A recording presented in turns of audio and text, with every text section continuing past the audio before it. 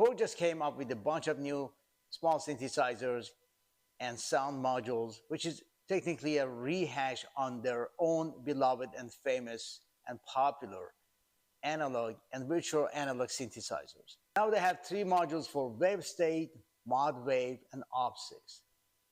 Modwave is a kind of wavetable synth technology. So the good thing is now we have all these famous synthesizers in a desktop version module.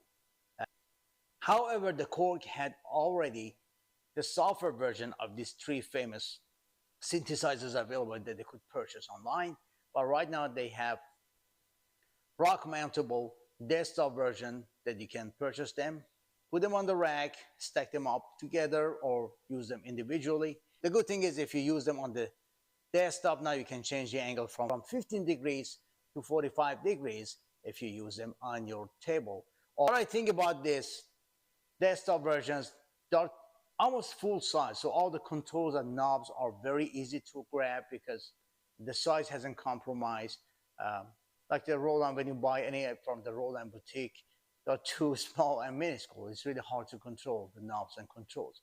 But these are pretty good stuff and pretty usable. So for any composer, any stage player, or even people who just merely use DAW and controller in the studio, these are very good options. Other products that I'm going to talk about is KingKORG NEO, and it's technically a newer iteration of the old KingKORG that they had. It has an XMT sound engine. The new version has three separate screens that you can easily read and control the parameters. It has a mountable microphone that you can use for your vocoder. It's equipped with the XMT sound engine. It has three different types of oscillators: analog, DWGS, and PCM. And you have up to 137 different types of oscillators to choose from.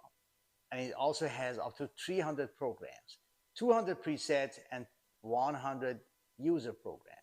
The keyboard is almost 3 octaves. It has 24 sounds of polyphonic. It has 3 different types of oscillators: DWGS, analog, and PCM. And it has almost 138 different types of oscillators to choose from. Very incredible machine for the size and the price.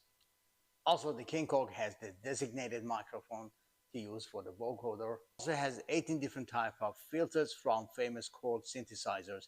And it has 6 different types of arpeggiation. So it's a very impressive machine in a very small size and very affordable. And finally, we have the Opsix Mark II with 37 keys and 64 notes of polyphony versus old one which only had 32 notes of polyphony.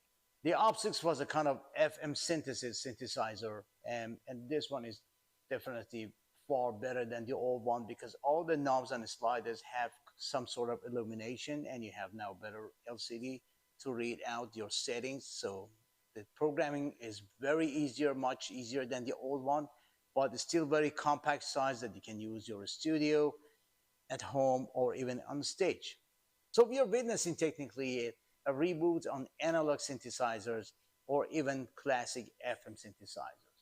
And the reason is, I guess, because everybody has a home studio these days, but people want to have their hands on these old vintage classic synthesizers. But they want them to be more modern, and they want them to be, of course, compact, because not everybody has enough room in their studio. Or even if you play on the stage, you want to have something very lightweight and compact. So that's a good thing that we see these days. It does plenty of the players that they want to have the full-size synthesizers. So for instance, when you have any kind of modern full-size synthesizers like Montage M, Montage, Roland, Nautilus, or all of these products, these are too modern, and technically we have all these analog voices that you used to have on the analog synthesizers. We still have them on these machines, and they emulate this sounds pretty good. So why is the obsession with this kind of synthesizer? I guess just everybody likes to have a new take on these vintage synthesizers, which is pretty cool that we can see these things. And as I mentioned, even though there is like a software versions of the synthesizer, still people like to have the hardware version because the hardware is more instantaneous and you can have your hands on, so it's more intuitive when you touch the knobs and the sliders and controls rather than control everything on your computer, which is more time consuming and is not as instantaneous as the real deal, which is the hardware. In coming weeks, I might get some of these synthesizers here and do an in-depth review on some of them for you guys to, you can hear.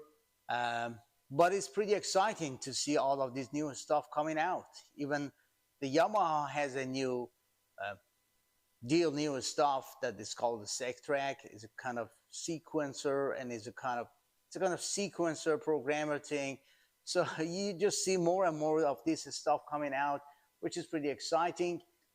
For the people who never had the experience, any of these analog synths, now they get the chance to put their hands on these things and really enjoy them. The other thing is they're very affordable. These are very affordable. They're within the price range of a few $100s. They're usually below $1,000, something like that. So they're pretty affordable.